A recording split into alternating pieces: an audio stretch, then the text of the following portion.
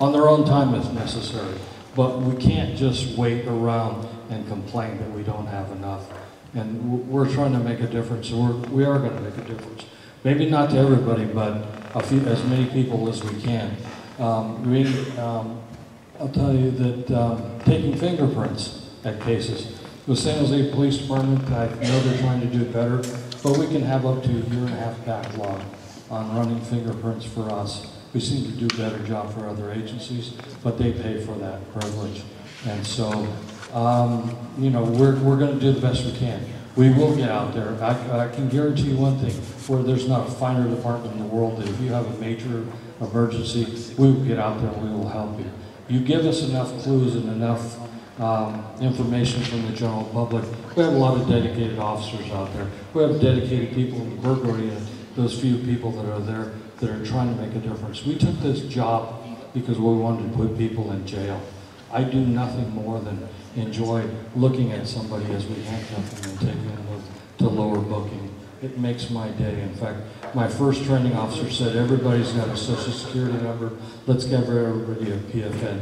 A PFN is a personal filing number that they get when they go to jail. And there's a lot of people that need even more, and we will take them into custody. We're going to do the best we can. The police department does the best they can. We're going to do the best we can. If you do the best you can, we're going to get through this, because it's not always going to be the way it's been going. We are getting people through the academy. We are going to improve along the line somewhere, but just keep giving us the chance, and we'll surprise you with what we can do with the resources that we have. Okay? Yes, sir. I just want to encourage everybody, when there is a theft, youth crime opportunity, whatever, to still call and report. Because what ends up happening is our elected officials look at the stats, and if there's not a problem, because, I mean, it's pretty shameful. 2 people in a burglary section for a city of over 1 million people. Yeah. Oh, absolutely. But I will give you the other part, is that if we had 8 burglary detectives in there shuffling through papers and you called for help, that would make it even harder for us to say, come to help you. There's a give and take. There is. The primary concern should be your welfare and benefit, and that is the primary concern. Property is secondary. So when it comes to you picking up the phone, I would rather have those guys in a patrol car coming to help you as opposed to shuffling papers. It's property, and we got to do better, and yes, we will. Yeah, my point is that we still need to report the crime. Oh, absolutely. We need to report it, because I've had several people in my neighborhood, car got broken into, which led to their cars getting stolen later on. They never reported the crime. So, absolutely. You know, my point, I live kind of county pocket among San Jose. Yeah. They don't see a problem, so they can't be foot patrol if Yeah. they need to over there. Well, nobody's going to foot patrol. But what it does is every time somebody calls us up, even if we don't come out to it, it gives us a time, date, and when you give us descriptions, we are doing a better job of alerting. I know the police department is trying to use technology to get the information out to you. We're going to do the best we can. We're going to muddle through this, but we are going to do it. That's a commitment that we make. But first of all, what we do is got to remember what 911 is for. It's for an emergency. That means we have had people call 911 for a pizza. You know, where's the best pizza you can get? We've had people call 911 for various other reasons. That's not what it's intended for. We need you to call 911 to an emergency, but we also need you to be calm. Listen to the dispatcher or the call taker. It's vitally important. They've been trained to get enough of the information out from you in the order in which they need it. They need the description, they need the car, they need all this valuable information that we can get out as quick as possible. I know a lot of people want to circumvent that and just give everything. Unfortunately, what's happening is they're not understanding you. And we can have I can bring a bunch of recordings of people trying to report an emergency, and you don't know what the hell they're talking about, because you're excited. You need to remain calm. You need to listen to the call taker. You need to give back that information. 311 is for non-emergencies. I want to stress enough. Not only are we short on cops, we're short on call takers and dispatchers. So it's vitally important that we remember it's 911. By the way, not 911, because in emergencies, people have been known to look at that 11 button on the phone. It's 911. We do everything in emergency as we remember it. It's 911 and 311.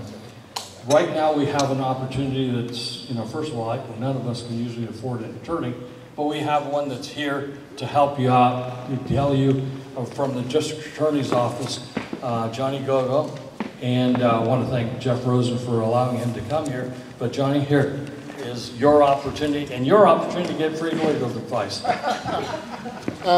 I do have actually a short PowerPoint. I know we're coming up close on the end of our time. Sure, let me. I don't think that's going to work. Should have switched this out. Yeah. You may have Bobby, well, is he ready? I don't think You so. ready, Johnny? Because I can. Why don't you go ahead and take some Yeah, let me. Q&A. So we can, in the interest of time, one of the other things, as long as Bobby was talking about 911 and 311, and as they talked about it tonight about vigilance, it's really important to come up with a plan when you leave work, when you leave for work, and when you're coming home. Start looking around, cars that are parked on your street that don't belong there, occupied vehicles, and put in your cell phone the number that goes directly to the PD.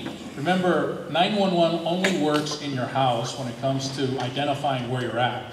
If you call 911 on your cell phone, it's going to go to CHP. They're going to ask you questions about who you are or where you're at, and then they will transfer the call to San Jose PD. So you have to put in the memory of your phone 408-277-8911. All right, so it's 408-277-8911. And just put San Jose PD in the memory so you can go right to it if you want to put it on one of your quick dials. That's a good idea. And the 311 number is 408-277-8900. Again, that's 277-8900. It's important to have both numbers because, when they talk about calling in, and that was a very good suggestion, the PD literally takes all phone calls. So on a 311 call, even if it's a description of an individual parked on your street, as you drive around the corner, you pull over and you call 311 because they're not committing a crime, and you let them know the description of the vehicle, the license plate, they will mark it. Now, if they can't send a unit out, it's documented that that vehicle was there at that time. And if a burglary happens on that street, they're beelining right for the vehicle. That's who they're going to start. That'll be the beginning of the investigation. So the vigilance part is very, very important. You need to call PD 311 and again on the cell phone so that they get the information. And don't be afraid. Unincorporated, go onto the sheriff's website and check what they have for, I'm not sure if they have the cell phone thing there. They might, but use the PD and sheriff's office